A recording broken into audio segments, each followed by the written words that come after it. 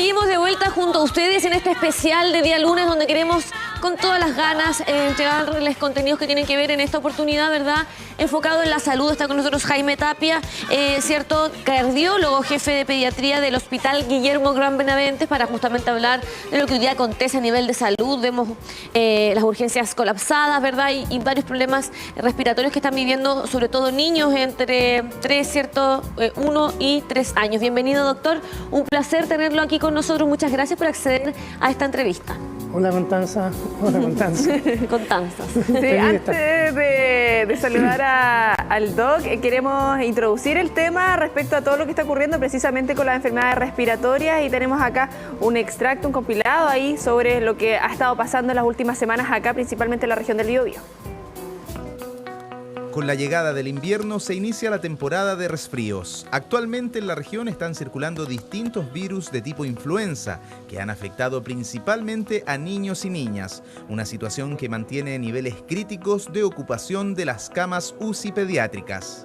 En el hospital regional, la ocupación de estos módulos llegó a superar el 100% a fines del mes pasado. Actualmente los virus con mayor circulación son el virus respiratorio sincicial con un 35,7%, seguido por la influenza A del tipo H1N1 con un 26%. Las autoridades hacen el llamado al autocuidado y a no exponer a la población vulnerable a situaciones de alto riesgo, como por ejemplo aglomeraciones en transporte público o centros comerciales.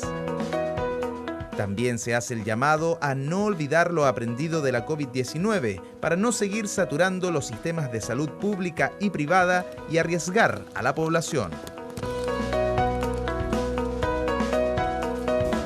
Doctor, hablábamos en el primer espacio justamente de la contaminación que hoy día se está generando en la región del Biobío. ¿Cuál es la conexión que tiene esta contaminación con las enfermedades respiratorias que hoy día se están viviendo, ¿verdad, a nivel regional?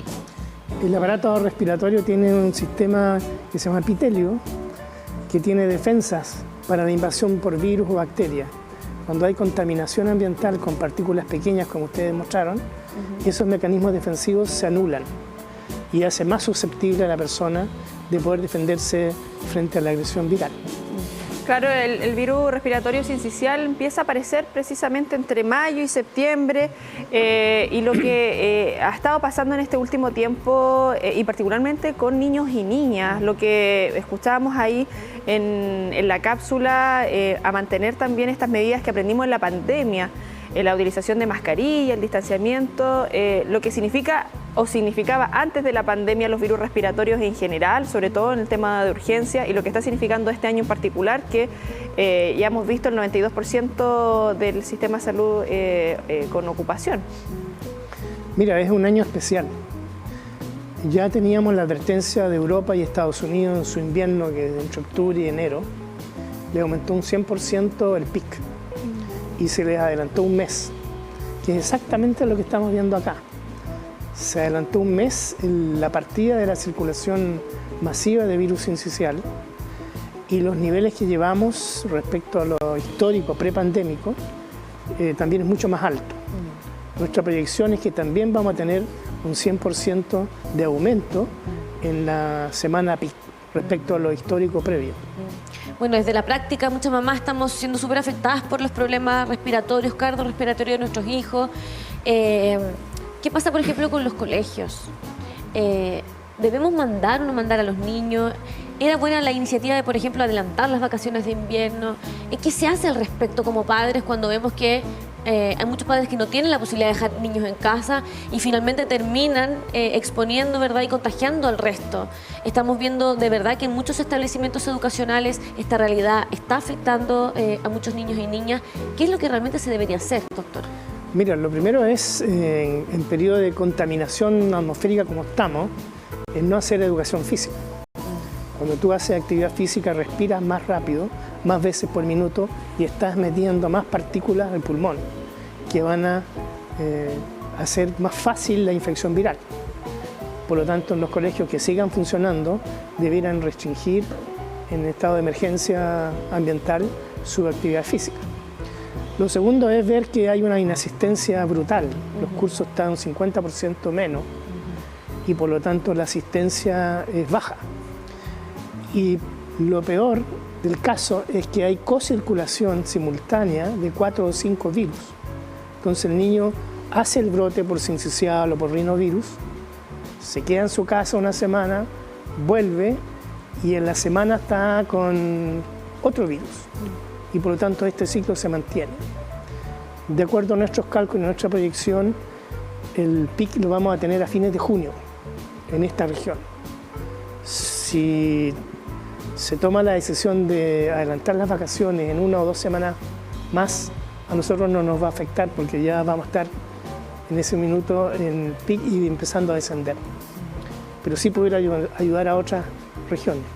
Sí, dentro de las medidas que se pueden tomar en general, porque claro, hay una preocupación respecto a lo que ocurre con los sistemas de salud. Sabemos que también uno comprende a madres y padres que ven que están con mucha tos y se genera este copamiento también y las salas de espera colapsan. ¿En qué momento uno debiese llevar, sobre todo a un niño o niña, y pensando también en los lactantes, qué ocurre también con ellos, a un centro de salud cuando ya es una emergencia? ¿Cómo podemos controlar también esto en la casa, pensando para bajar un poco los niveles críticos que tenemos en estos momentos? Lo que sabemos es que el niño escolar es el que contagia en la casa al recién nacido, al lactante y al abuelito. Esa es la cadena de transmisión. Por lo tanto, el niño que está yendo al colegio y que es portador de virus, por lo tanto en su ropa, en sus manos, antes de tocar a su hermano más chico o a su abuelito, debería cambiarse ropa, lavarse muy bien las manos para poder compartir con ellos. Esa es una medida muy importante. El uso de mascarillas también pudiera ser importante, pero no es difícil mantener un niño chico con mascarilla a pesar de que hay. Pero el lavado de manos es fundamental. Ahora, las medidas de mitigación son una buena ventilación. Y a propósito del panel anterior, tú dices abrir ventanas. Sí, pero ¿cuándo abro las ventanas? ¿Cuánto tiempo también? ¿Cuánto tiempo? Y aquí habla del día, porque la contaminación durante el día varía. Y hay mapas de contaminación atmosférica por hora en las distintas regiones, generalmente es en la mañana o después de las 5, donde el pic disminuye, por lo tanto no es cosa de ventilar la casa a cualquier horario. Doctor, hay muchas mamás y papás que hoy nos están viendo y que en el momento de desesperación, cuando vemos que nuestros hijos están perdiendo la capacidad de respirar a través de estas toses que les da, sobre todo durante la noche más que en el día, probablemente hay fiebre, no hay fiebre. ¿En qué momento se hace propicio el ir a la urgencia para justamente no colapsar el sistema más de lo que ya está?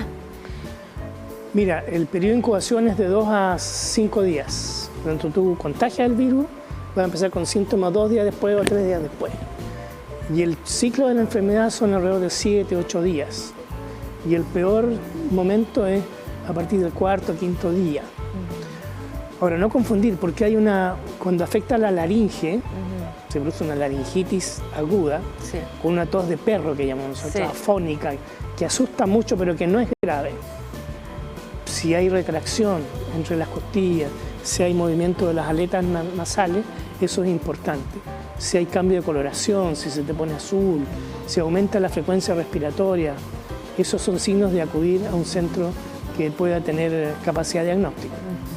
Lo que hacemos habitualmente es mucha kinesiología en la urgencia, mucho inhalador de salbutamol o verodual y esperar 2 o 3 ciclos, y si no hay respuesta ya necesita hospitalizarse y oxígeno.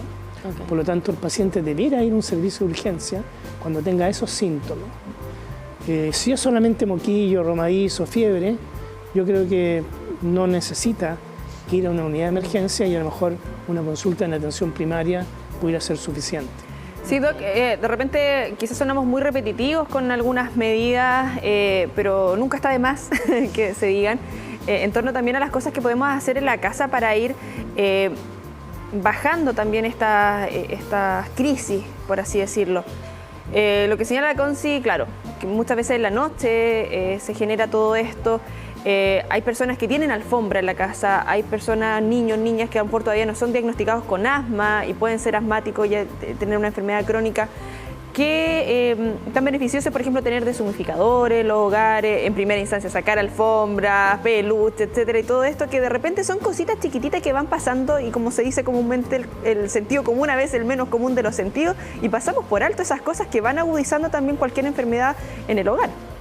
Mira, aproximadamente un tercio de nuestras hospitalizaciones, que son 50, 60 por semana, por causa respiratoria, el sábado, por ejemplo, cada 90 minutos hospitalizamos un niño. Esa es la velocidad de ingreso que tenemos en el Guillermo Gran. Un tercio de esas hospitalizaciones son niños asmáticos. La mitad de ellos no controlados, no conocidos, no diagnosticados, y la otra mitad con tratamiento, con buena adherencia, y que se hacen crisis severas, tanto por rinovirus como por virus esencial. Son muy mal tolerados estos virus en niños asmáticos. Por lo tanto, es muy importante la adherencia al tratamiento del asma, el uso de sus inhaladores crónicos, que son inhaladores con corticoides, para prevenir la crisis. Sí. No tanto el de rescate como el salbutamol, que es para el momento que está obstruido, y limpiar su casa. Y lo otro importante es la temperatura. No podemos tener aire seco, porque te pegan las secreciones al bronquio y hace más difícil botarlo. Entonces, calefacción seca no es lo mejor. Estas estufas que tiran aire... Es así. Y lo otro, antigua medida casera, nuestra abuelita, de poner eucalipto alrededor de la chimenea o sobre la estufa, con mucho olor a eucalipto, tampoco es bueno porque irrita la vía aérea y produce más secreción. Entonces tú vas a tener más síntomas. Doctor, si nos acompañase al Word, porque queremos presentarle unas gráficas que acompañan también esta entrevista con respecto, ¿verdad?, a los problemas de salud que hoy día se están generando, ¿verdad?, a nivel país y a nivel región. Aquí tenemos, por ejemplo, el número de hospitalizaciones de urgencia por causas del sistema respiratorio, ¿verdad?, en los establecimientos. Nos ayuda también a comprender cómo ha ido, ¿verdad?, en alza y cómo se va, ¿cierto?, vivenciando el tema de las hospitalizaciones hoy día con respecto a las urgencias, ¿no? Estamos en la semana 20, aproximadamente mitad de mayo, por ahí, y lo que estamos viendo en azul precisamente es lo del 2023, lo que nos indicaba que se vivió este fin de semana, nomás cada 90 minutos una hospitalización. En promedio, efectivamente. Ahora, la magnitud del brote es entre 12 y 14 semanas. Y desde que empieza, digamos en la semana 10, nuestros cálculos son por la semana 15 o 16, ¿ya?, a llegar al pic son 8 semanas. De tal manera que calculamos que vamos a llegar al pic en esta región a fines de junio. ¿Cómo se preparan también los centros de salud para justamente el desafío de las hospitalizaciones? Que no colapse, ¿verdad?, el sistema, y de qué manera también hacer a la gente comprender, ¿no?, que ir estrictamente cuando realmente sea necesario a los centros hospitalarios. Estamos utilizando nuestro sistema al máximo. Está muy tensionado en el servicio de pediatría y en la urgencia pediátrica, porque, ojo, tú puedes tener las consultas totales, que incluye adultos, y eso amortigua la urgencia, se ve como que es menor. Pero si solamente vemos consultas de urgencia en niños, el aumento es casi un 270% más alto. Y las hospitalizaciones también han sido más altas. Lo estamos reconvirtiendo camas. Se dejaron de operar niños en cirugía infantil que habitualmente se operan por fimosis o por hernia o por alguna enfermedad que pudieran ser aplazables, y estamos duplicando nuestras camas, con oxígeno todas. Que, por ejemplo, en pandemia veíamos al revés. Claro. Las camas pediátricas las estábamos en reconversión para adultas, claro. Y lo que significa, Doc, también porque acá incluye COVID-19 y pasa un punto en que COVID-19, desde la Organización Mundial de la Salud, indica ya se acaba la pandemia y nos olvidamos el COVID-19. ¿Cómo viene también a la mente tan frágil? No sé, yo digo, ¿cómo nos olvidamos tan rápido de todo esto y nos quedamos como dentro de lo macro, pensando que cada enfermedad tiene también sus consecuencias a largo plazo después? Lo que pasa es que sigue circulando COVID-19, tenemos 15, 18 pacientes hospitalizados diariamente, la mayoría adultos, pero 2 o 3 niños que también llegan, incluso lactantes. Por lo tanto, claro, se están sumando lo que dice la OPS, la triplandemia, sí. Porque hay 3 virus, influenza, virus esencial y COVID, que en el hemisferio norte fueron bastante dañinos. ¿Qué ¿Qué es lo que tenemos que hacer entonces si es que estamos justamente frente a estas patologías en nuestros hogares? Tener algunos medicamentos quizás prioritarios para bajar fiebre, ¿no? Una buena alimentación también que pueda ayudar a que estemos mejor preparados, vitaminas, algunos complementos, suplementos. No, las vitaminas y los complementos te hacen efecto más tardío, no te va a solucionar el problema ahora. Okay. Hay muchos muy buenos fármacos para mejorar y potenciar la inmunidad en los niños, pero debieran empezar a usarlo en febrero o marzo. De tal manera de estar con el máximo efecto preventivo en mayo, junio. Yo creo que lo principal es hidratación, una muy buena hidratación, control de temperatura. La temperatura es un signo de alarma. Sobre 39 grados yo creo que hay que consultar. Pero también es un mecanismo de defensa. A medida que aumenta la temperatura corporal, se activan mecanismos propios de defensa y por lo tanto si tú bajas la fiebre, inhibes esos mecanismos propios de defensa. Por lo tanto, nuestra recomendación siempre es sobre 38,5, 39, usar un antipirético. Perfecto. Muy buena hidratación y ojalá kinesiología para poder movilizar mejor las secreciones en los lactantitos, que es donde estamos más afectados. Sí, de hecho vamos a estar con un kinesiólogo más adelante precisamente abordando todo ese trabajo fundamental. Una arista que hemos abordado y que precisamente en la pandemia se habló y hicimos la mayor difusión respecto a la vacunación.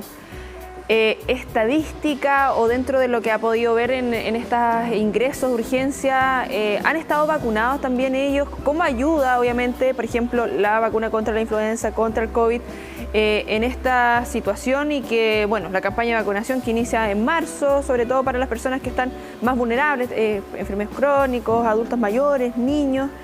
¿Cómo se ha visto también reflejado con los ingresos que han podido tener durante este tiempo? Mira, muy buena la pregunta, te la agradezco, porque nosotros tenemos enfermedades que son prevenibles con vacuna. Y entre esas está la neumocócica, que hacía la antigua neumonía que veíamos hoy día es gratuita, tiene 13 cepas de streptococo. Sí. Y estamos viendo infecciones, neumonias con virus sincicial o con rinovirus o con influenza co-infectadas por estas bacterias que tienen vacuna. Y en niños que no han recibido la vacuna, o sea que siendo gratis, no se está poniendo. Respecto a los virus, la única vacuna que existe es la influenza y para poder cubrir a la población necesitamos 85% de la población objetiva cubierta. Y eso todavía no lo logramos. Ahora, en niños prematuros, que hay un 10% de los recién nacidos que son nacidos antes de tiempo y algunos muy prematuros, existen anticuerpos contra el virus sincicial respiratorio. Y esos anticuerpos se ponen todos los meses y evitan la infección por virus sincicial. Pero eso es solo para los prematuros. Sí, es súper importante, como bien están comentando, el tema de la vacunación, porque hay muchas personas que en casa prefieren dejar de lado, ¿verdad?, esta forma que sin duda es fundamental para poder ayudar a nuestro organismo a defenderse de mejor manera cuando vienen patologías como esta, doctor, ¿no? Así es.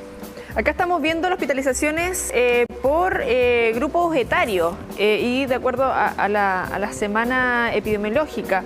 Y bueno, vemos claramente lo que está en azul y en rojo, que va en alza sobre de 4 años hacia abajo. Claro, efectivamente, los menores de 1 año, que son los que van en naranjo o rojo, son los que están haciendo un pic mucho más intenso y también están aumentando en los adultos mayores de 65 años, y ellos fallecen. Causa de muerte en el paciente geriátrico es la neumonía, de tal manera que el virus sincicial y el virus influenza afectan importantemente a este grupo etario. Sí, bueno, hoy día hacer un llamado también, como bien hemos ido comentando, al uso de mascarilla. Es fundamental, por ejemplo, enviar a los niños que estén con algunos síntomas, que pueden ser o no alérgicos, porque muchas veces uno no sabe como mamá si realmente el niño está con alergia o está frente quizás a algún problema de los que hemos ido comentando. Es bueno seguir con el uso de mascarilla o, por ejemplo, si vamos al trabajo y estamos con algunos problemas probablemente de respiratorio, o si que estamos, por ejemplo, con exceso también de secreciones, ¿seguimos utilizando la mascarilla cuando sea necesario? El paciente sintomático debiera aislarse y debiera estar, ojalá, en un ambiente no compartir ese ambiente con otros.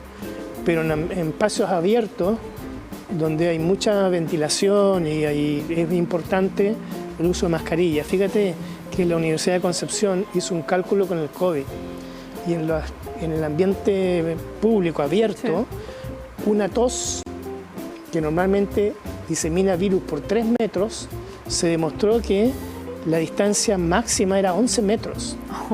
O sea, una tos tuya... O sea, yo si toso acá le va a llegar a usted. Me va a llegar. Y Por no lo tanto, el o uso sea, de mascarilla es fundamental. Ponerse el codo, toser con la boca tapada, pero hay colegios que hacen clases de actividad física con mascarilla.